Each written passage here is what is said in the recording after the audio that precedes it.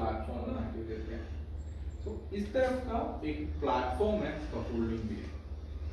वो कैटेगरी आता है, एक तो फिक्सड स्कैफोल्डिंग जो पाइप स्कैफोल्डिंग हम बोलते हैं, दूसरा एक मोबाइल स्कैफोल्डिंग टायर वाला aluminium scaffolding.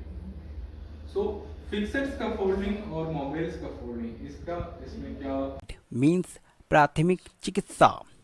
Knowing basic first aid techniques can help save lives in emergencies. बुनियादी प्राथमिक चिकित्सा तकनीकों को जानने से आपात स्थिति में जीवन बचाने में मदद मिल सकती है।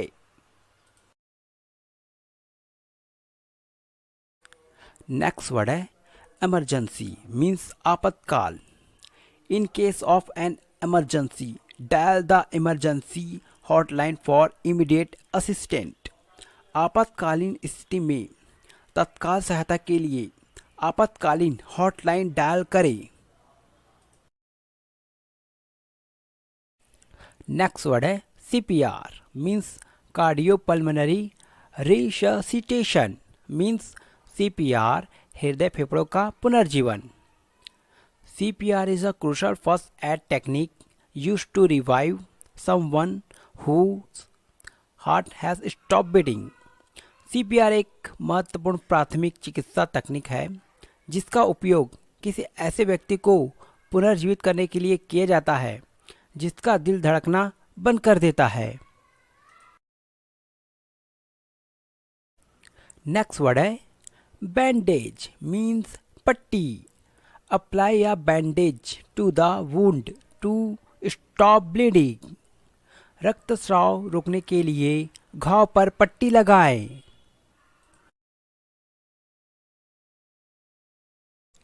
नेक्स्ट वर्ड है बर्न मीन्स जलन।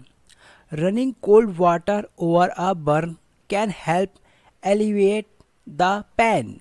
जले हुए स्थान पर ठंडा पानी चलाने से दर्द कम करने में मदद मिल सकती है। नेक्स्ट वर्ड है फ्रैक्चर मीन्स हड्डी टूटना। A fracture requires immediate medical attention. Fracture के लिए तत्काल चिकित्सा ध्यान देने की आवश्यकता होती है। नेक्स्ट वर्ड है चॉकिंग मीन्स श्वसन मार्ग में अवरोध। If someone is choking, perform the Heimlich maneuver immediately. यदि किसी का दम घुट रहा है तो तुरंत हेमलिच पैतरेबाजी करें।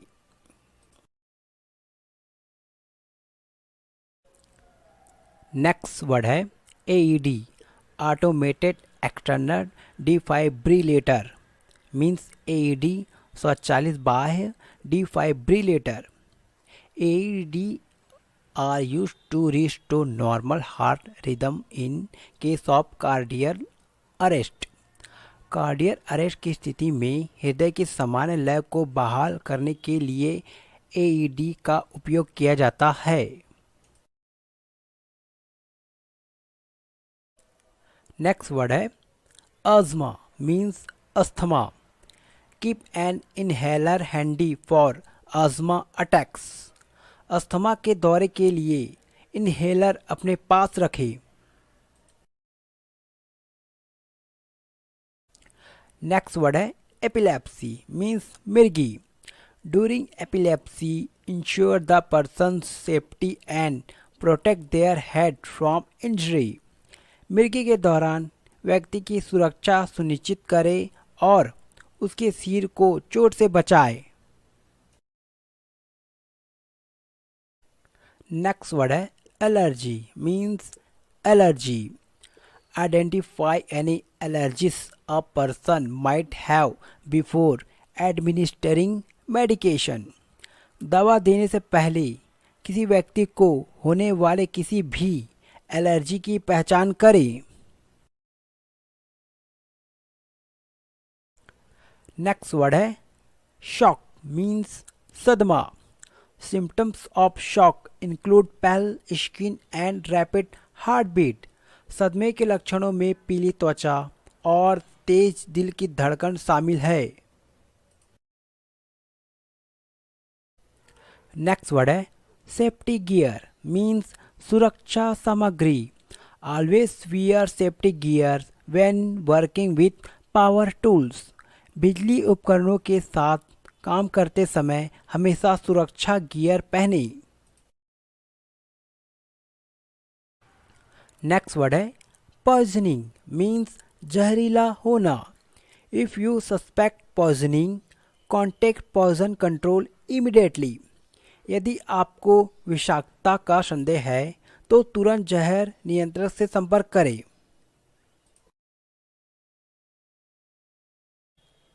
नेक्स्ट वर्ड है सेफ्टी ड्रिल मीन्स सुरक्षा प्रशिक्षण।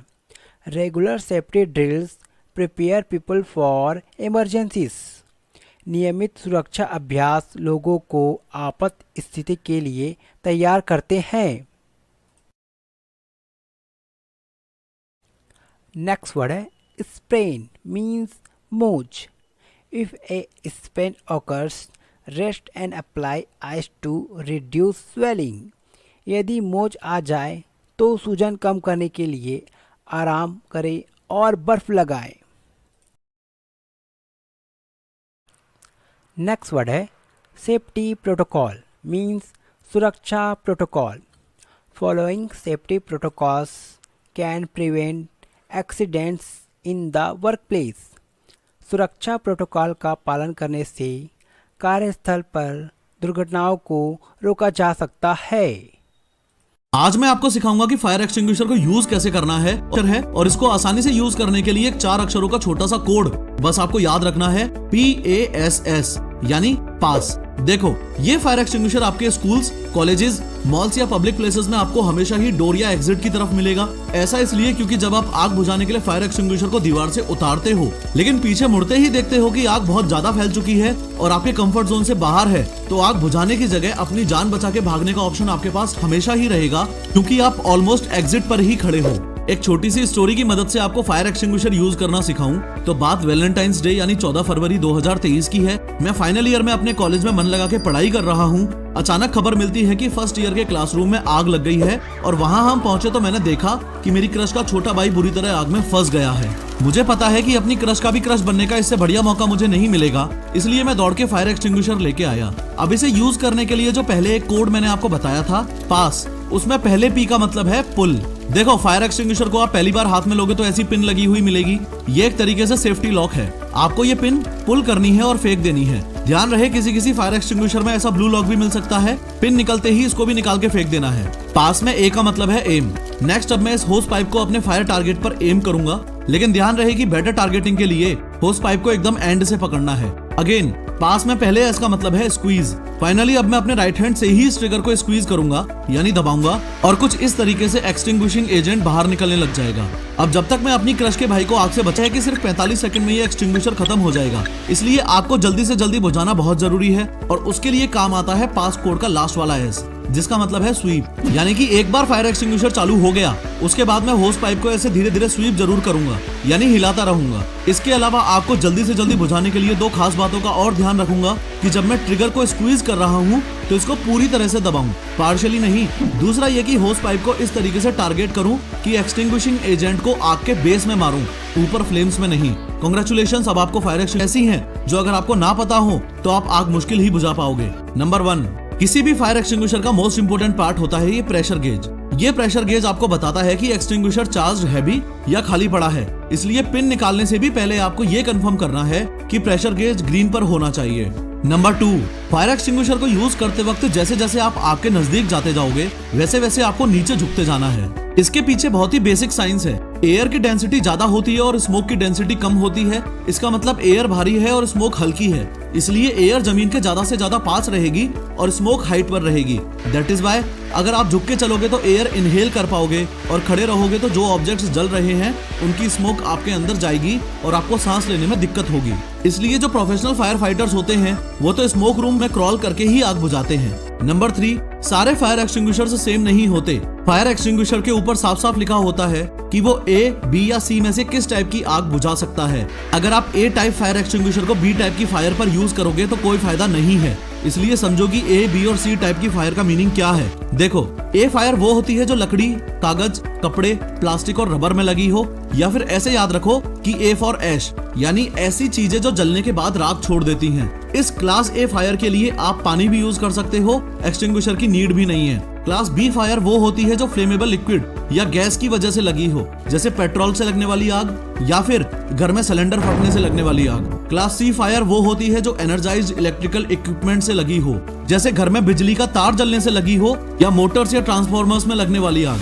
मैक्सिमम फायर एक्सटिंग्विशर्स तो कॉमन होते हैं। फोल्डिंग होता है ये हम भी जानेंगे वीडियो में। अभी सबसे पहले जान लेते हैं कि स्कार्फ फोल्डिंग क्या है। तो ये एक टेम्पोररी स्ट्रक्चर है जो कि सपोर्ट और एक्सेस प्रोवाइड करता है, वर्किंग प्लेटफॉर्म प्रोवाइड करता है जब भी हम हाइट पर काम करते हैं, ठीक है।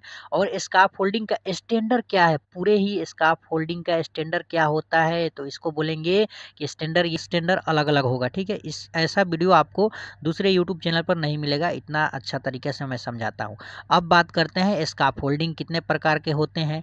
तो how many types of scarf fold, तो many types of scarf fold हो सकते हैं, बहुत सारे इसका टाइप हो सकते हैं, लेकिन मैं आपको 6-7 ऐसा बताने वाला हूं जो प्लांट लाइन में यूज होता ही होता है। आपको अगर क्लाइंट पूछता है how many types of scarf fold, तो आप बोल सकते हैं many types of scarf fold. बहुत सारे प्रकार हैं स्कार्फ फोल्डिंग के, आप उसको बोल सकते हैं। उसके बाद आपको पूछेगा कि एग्जाम्पल दे देने के लिए, तो एग्जाम्पल में आप बोल सकते हैं independent, bird case, cantilever, mobile tower, free standing tower, ये सब आप जो है कि उसे आप एक्सप्लेन कर सकते हैं। अब हम जानेंगे एक एक करके कि स्कार्फ फोल्डिंग कौन सा स्कार्फ फोल्डिंग में कैसे हम जानेंगे कि बर्ड केस है, कैसे हम पहचानेंगे ये टावर है, कैसे पहचानेंगे कि मोबाइल स्कार्फ फोल्ड है, कैसे हम पहचानेंगे कि ये हमारा इंडिपेंडेंट स्कार्फ फोल्ड है। तो चलिए हम शुरू करते हैं। एक एक चीज़ मैं आपको बताने वाला हूँ, बिल्कुल ध्यान से वीडियो को देखिएगा, स्किप करिएगा तो आपको नॉलेज जो है कि पूरा नहीं लेकर जाइएगा और इंटरव्यू आप फेस नहीं कर सकते हैं अगर स्कार्फ होल्डर या फोरमैन या सुपरवाइजर का इंटरव्यू देना चाहते हैं।